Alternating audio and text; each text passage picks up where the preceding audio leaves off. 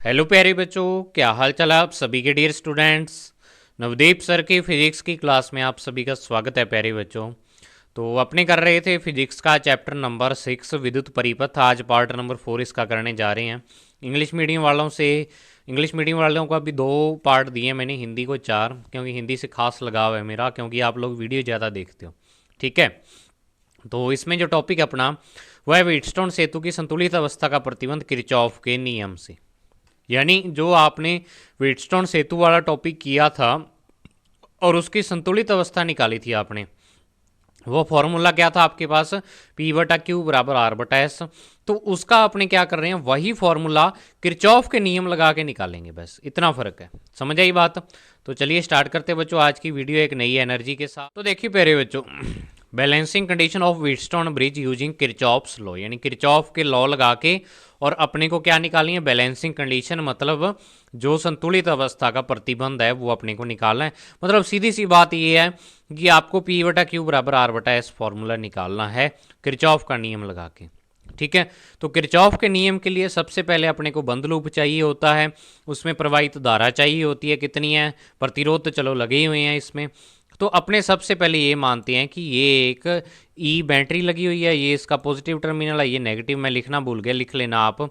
यहाँ से आई धारा चलती है, ठीक है, और वो आई धारा इधर 2 पार्ट में बंट जाती है। जैसे मैंने आपको कल भी ये सेम डायग्राम में बताया था, I1 और I2 2 भागों में बंट जाती है। तो अब एक तो क्या है, यहाँ पे बी बिंदु पर पहुंच जाएगी और एक डी पर। तो अब अपने ऐसा मान रहे हैं इस क्वेश्चन के लिए कि ये बी बिंदु है, ये क्या है, यहाँ पे उच्च विभव पर है।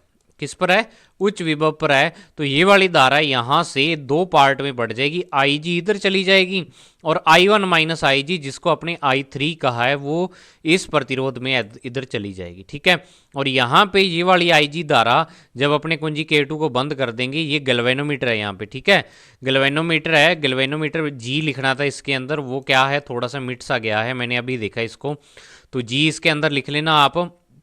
ग्लैनोमीटर मतलब धारामापी में से जाके और यहाँ पे जो I2 धारा इधर आ रही है इसके साथ मिल जाती है और ये मिलके क्या बना देती हैं, ये I2 प्लस आई जी धारा बना देती हैं। समझ आई बात।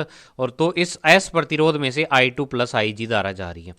तो अपने को सारे प्रतिरोध में से जो जो धाराएं जा रही हैं वो मिल गई। ठीक है, मतलब अपना आधा काम तो हो गया। अब अपने को किरचॉफ नियम लगाना होगा यहाँ पर।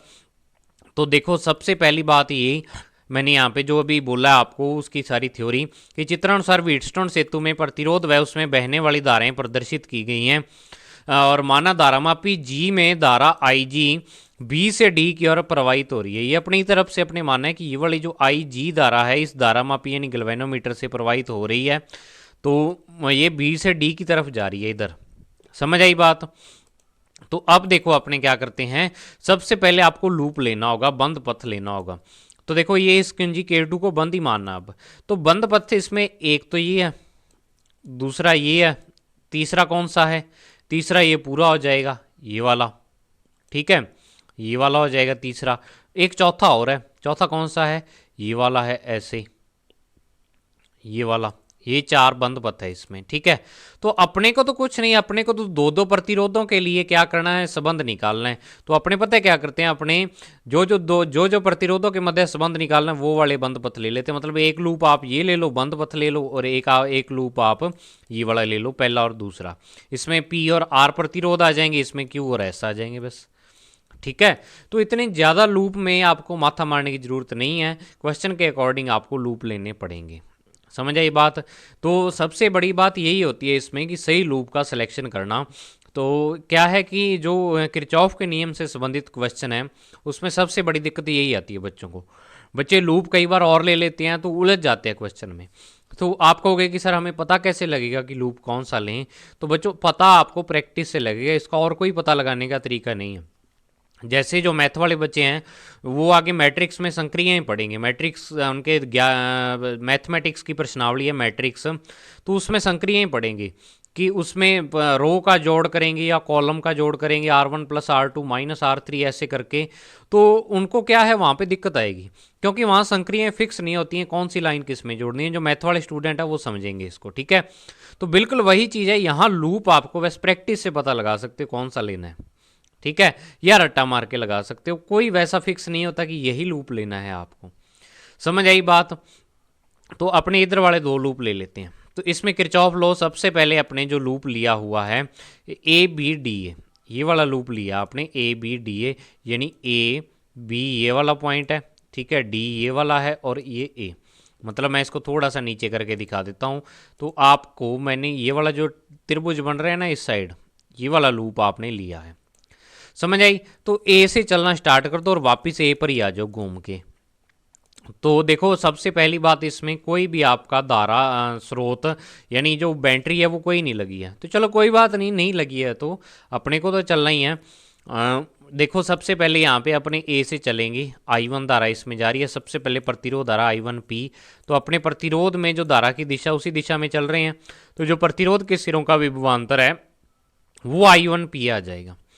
फिर अपने क्या करना है, ऐसे चलना है, बी से मुड़ जाना है इधर।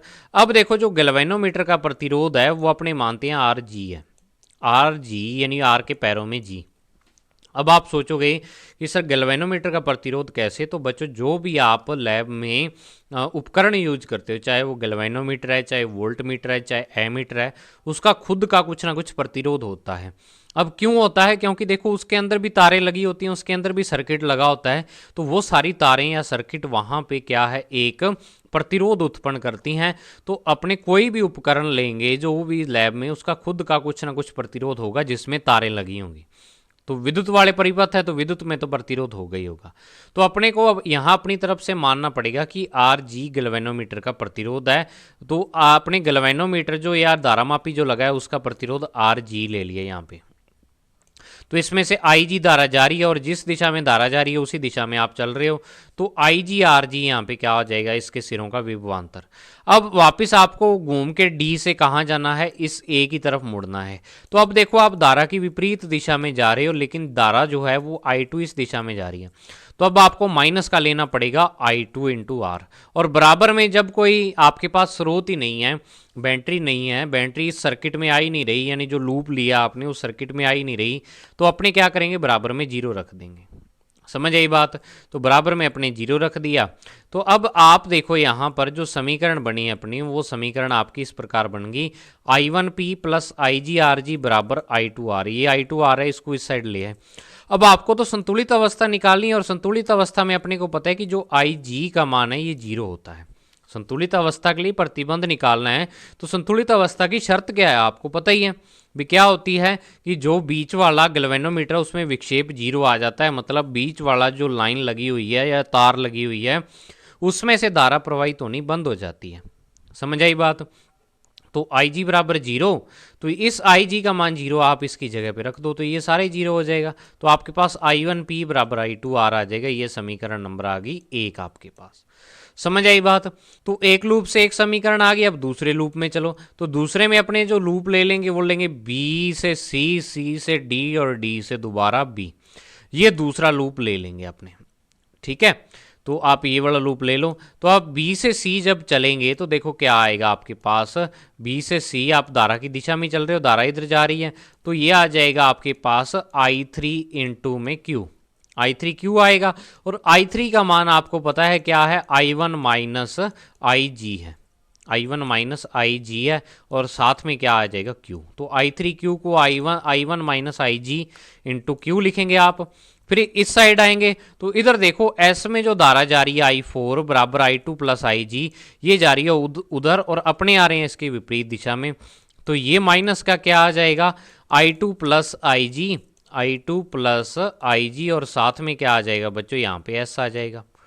फिर आप क्या कर रहे हो, यहाँ D से मुड़ के दोबारा B की तरफ जा रहे हो, लेकिन आपको पता IG धारा नीचे की ओर आ रही है। तो आप इसका जो तीसरी जो अपने पास विभवांतर आएगा वो IG इंटू में RG आ जाएगा, और वो भी कैसा आएगा, माइनस का।